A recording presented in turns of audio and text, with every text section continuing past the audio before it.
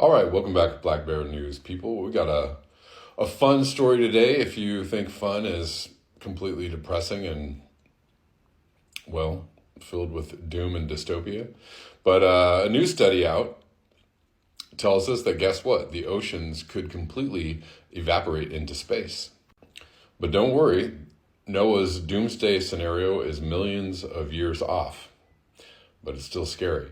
And we've heard about a scenario like this called Hot House Earth, or Going Venus actually is probably a better term for it, where the oceans boil away and the Earth becomes something like a desolate rock, very hot rock. Anyways, let's get into it. From time to time, we get a brief glimpse into Earth's future.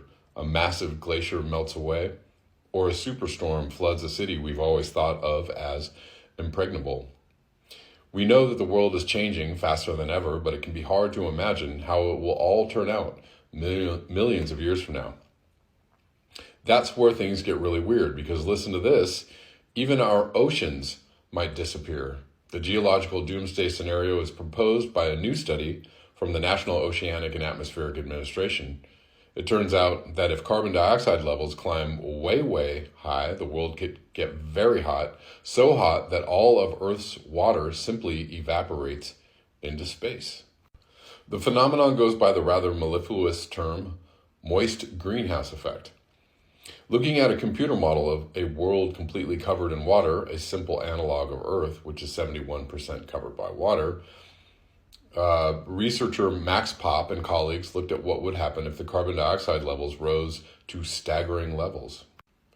They found that when the level of carbon dioxide in the atmosphere reached 1,520 parts per million, temperatures at the surface of the world would reach nearly 135 degrees Fahrenheit, evaporating vast amounts of water into the atmosphere and sending them high up into the atmosphere near space. In this scenario, Popp estimates that water could easily escape from the water world's atmosphere into space. Worse, they found that once moist greenhouse conditions were reached, they couldn't be reversed, even by removing the excess carbon dioxide. Right now, atmospheric CO2 levels hover around 400 parts per million, nowhere near the 1,520 parts per million that researchers believe would lead to ocean evaporation. However, if we continue at today's reckless pace of emissions, CO2 levels could climb as high as 910 parts per million by 2100. And that's awful close to the 1,520 parts per million. So while we're probably at least a couple million years away from boiling off our oceans entirely, the middle distance future is no picnic either. And this is always the issue, right, when you're thinking about climate change or doomsday scenarios, if you will. They're always talking about the worst case scenario, the end goal, something that happens, 40, 50, 80 years from now. But what happens in the years in between, right? Everything's not just fine and then all of a sudden it falls apart. Things progressively get worse. Anyways, as Susan Jacobs has pointed out on Grist, in as little as 10,000 years, our planet might feature an ice-free Greenland, average temperatures that are 7 degrees C warmer than present, and a 170 feet of sea level rise. Before you try to figure out if higher sea levels might be canceled out by wide-scale ocean evaporation, no, stop. I may not be able to see the future, but I know when we've gone too far. Let's just hope we never have to find out.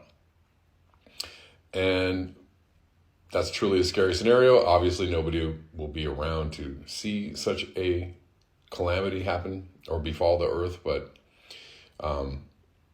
we're going in that direction, right? We're not going in the other direction. We're going in that direction. So, and we don't seem to be intent on stopping anytime soon. Anyways, you know how to support this channel. There are links below this video, or pretty much you can find them anywhere on any of my channels if you want to support the show. And I appreciate those who support the show already. Until next time, peace.